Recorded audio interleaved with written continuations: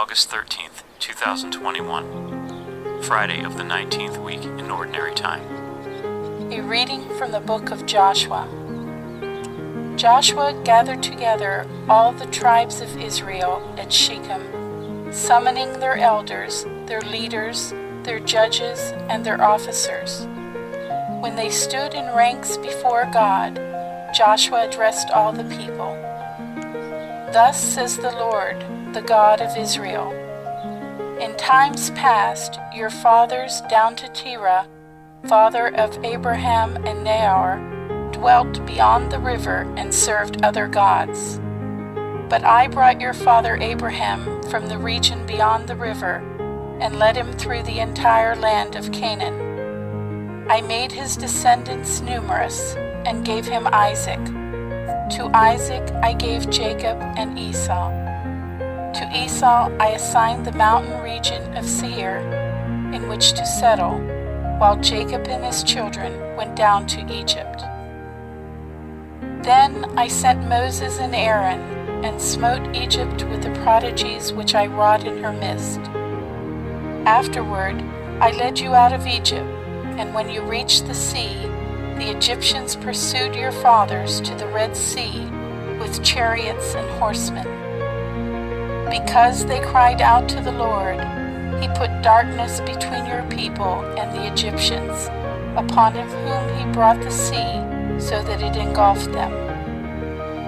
After you witnessed what I did to Egypt, and dwelt a long time in the desert, I brought you into the land of the Amorites, who lived east of the Jordan. They fought against you, but I delivered them into your power. You took possession of their land, and I destroyed them, the two kings of the Amorites, before you. Then Balak, son of Zippor, king of Moab, prepared to war against Israel. He summoned Balaam, son of Beor, to curse you, but I would not listen to Balaam. On the contrary, he had to bless you, and I saved you from him. Once you crossed the Jordan and came to Jericho, the men of Jericho fought against you, but I delivered them also into your power. And I sent the hornets ahead of you that drove them, the Amorites, Perizzites, Canaanites, Hittites, Girgashites, Hivites, and Jebusites out of your way. It was not your sword or your bow. I gave you a land that you had not tilled, and cities that you had not built to dwell in. You have eaten of vineyards and olive grove which you did not plant. The word of the Lord. The responsorial song. The response is, His mercy endures forever. Give thanks to the Lord, for He is good, for His mercy endures forever. Give thanks to the God of gods, for His mercy endures forever. Give thanks to the Lord of lords, for His mercy endures forever. His mercy endures forever. Who led His people through the wilderness, for His mercy endures forever. Who smote great kings, for His mercy endures forever. And slew powerful kings, for His mercy endures forever. His mercy endures forever. And made their land a heritage, for His mercy endures forever. The heritage of Israel His servant, for His mercy endures forever. And freed us from our foes, for His mercy endures forever. His mercy endures forever.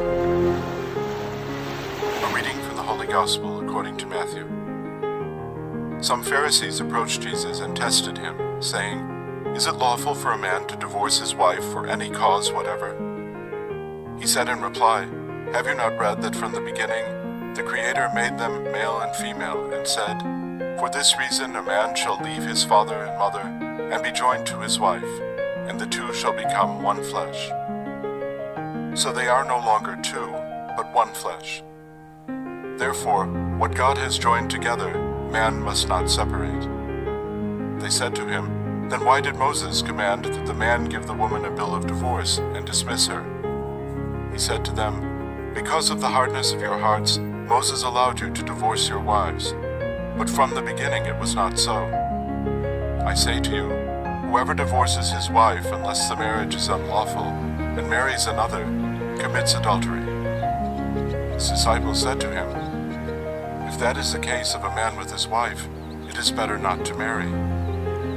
He answered, Not all can accept this word, but only those to whom that is granted. Some are incapable of marriage because they were born so.